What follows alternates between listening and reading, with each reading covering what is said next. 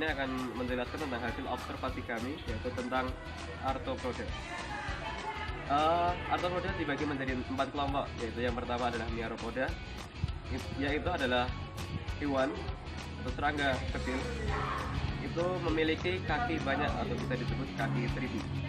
Kemudian yang kedua yaitu Crustacea, yang bisa disebut juga binatang yang hidup di laut seperti udang-udangan, lobster, kepiting, dan yang lainnya. Kemudian yang ketiga adalah Arganida, yaitu hewan atau serangga yang berkuku-kuku dan memiliki sengat.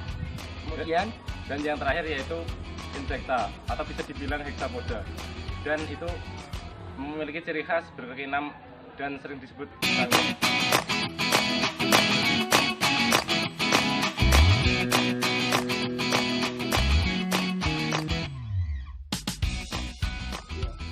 Kita akan mengambil salah satu contoh yaitu Arachnida. Kita akan mengambil contoh yaitu adalah laba-laba. Laba-laba ini dikatakan sebagai Arachnida karena dia memiliki sengat yaitu di bagian kepalanya, bagian dekat kepala seperti ini. Hati-hati, ini hanya dilakukan oleh profesional. Memiliki sengat di bagian ini, dan juga kita dikatakan sebagai Arachnida. Itu kepala dan abdomen itu bersatu seperti ini, dan juga di kepala itu memiliki 4 pasang kaki. Bisa kita lihat 1, 2, 3, 4. Tapi kepala yang ada di Arachnida tidak serta-merta disebut kepala, akan tetapi disebut capitulum, yaitu berupa alas kepala. Dan di sini dapat dilihat bahwa Arachnida tidak memiliki antena seperti Insecta atau yang lainnya. Sebagai ciri khas, Arachnida memiliki organ respirasi atau pernapasan yang disebut paru-paru buku, dan habitatnya terdapat banyak di daratan. Arachnida masih diklasifikasikan kembali menjadi 3 ordo. Yaitu ordo pertama adalah Scorpionida atau sering disebut Calacitin. Yang kedua adalah ordo Arachnoida atau laba-laba, dan yang terakhir adalah Acarina, sejenis tungau atau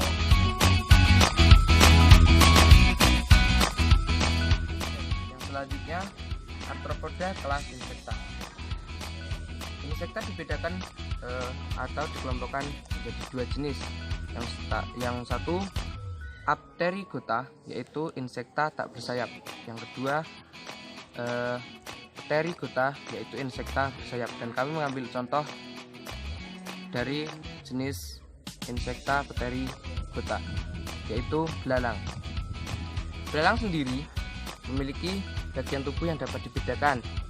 Yang pertama kepala, yang kedua dada di bagian bawah sini, dan yang ketiga adalah abdomen atau perut. Belalang memiliki sepasang antena 1-2 yang berfungsi untuk penerima rangsangan. Belalang pada umumnya memiliki 3 pasang kaki, 1, 2, 3. Dan yang saya pegang ini adalah ciri khas dari kelas belalang itu sendiri, yaitu 2 kaki belakang berfungsi untuk loncatan yang jauh dari belalang itu sendiri. Pada umumnya belalang bernafas dengan trakea, dan belalang berkembang biak melalui larva atau telur. Yang terakhir, banyak dijumpai belalang hidup di darat. Pada umumnya belalang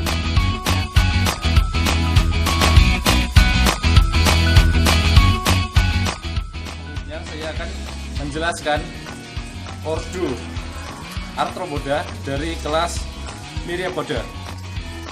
Myriapoda dapat dibagi dalam 2 subkelas, yaitu yang pertama subkelas Cynopodha, seperti contoh di sini, dengan ciri-ciri badannya pipih.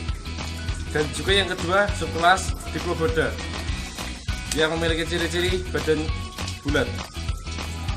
dapat dilihat bahwa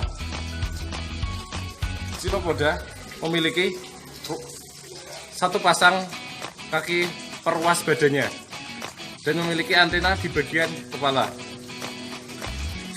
Struktur tubuh dari Myriapoda dapat dibagi dari dua bagian, yaitu kepala dan ruas badan yang berjumlah banyak. Organ pernapasan dari Myriapoda sama dengan organ pernapasan yang dimiliki oleh insekta, yaitu menggunakan trakea. Dan juga habitat dari Myriapoda tersendiri yaitu hidup di serasah atau di tumpukan bebatuan dan bisa ditemui di sekitar rumah kita. Yang keempat adalah krustasea atau hewan bercangkang. Krustasea hidup atau mempunyai habitat di air tawar, air laut, dan sedikit di darat. Kemudian krustasea itu memiliki dua pasang antena. Kemudian pembagian tubuhnya meliputi cephalothoraks atau kepala dan dada menyatu, dan juga abdomen atau perut. Kaki-kakinya yaitu satu pasang peruas atau bahkan tidak ada. Kemudian organ respirasi krustasea yaitu menggunakan insan. Dan selanjutnya adalah lubang kelamin. Krustasea memiliki dua di bagian belakang dada. Kemudian perkembangan atau metamorfosis krustasea yaitu umumnya dengan fase larva. Salah satu contoh dari krustasea yang paling sering kita temui yaitu udang atau bisa juga lobster dan juga kepiting.